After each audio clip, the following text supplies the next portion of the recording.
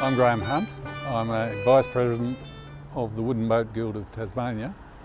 The Wooden Boat Guild restored the Terra Linna, or more accurately, we reconstructed it. She was built in 1881 originally by Harry Knight for racing. She's always been a racing yacht, but became a cruising yacht and then a motor launch. After a long and varied career, she ended up on the beach at Battery Point, near the slipyards there. She was offered to the Guild, and the Guild, after much consideration, took her on. And we inspected the vessel, and it had many holes in it and hardly any of it left in areas. We relaunched it in a large sheet of builder's plastic, and she floated off beautifully. It was amazing. We put her onto a trailer and were able to store her for about 6 years before we actually started work on it. We took her to Bellerive to be restored, but before that we'd received some money from a grant from the National Maritime Museum to have the lines taken off.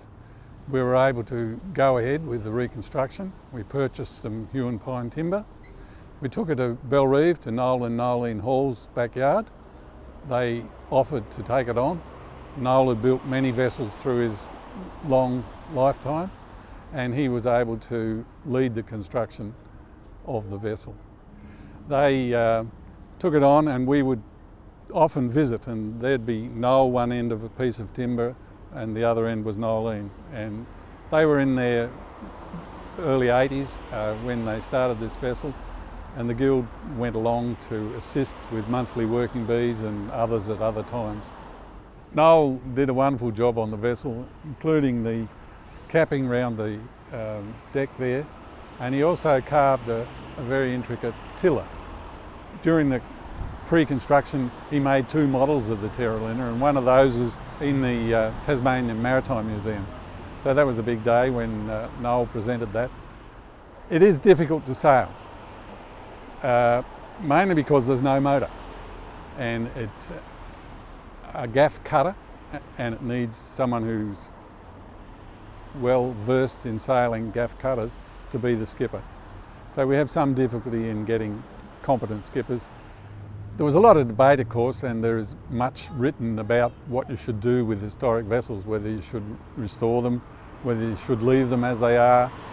We followed the appropriate process at the time to reconstruct her, and so a lot of the material used in the vessel has been reused from the old vessel, but the only actual parts that were original from when we got it were the keel and the 2 stems, and even the keel might have been replaced 6 years before.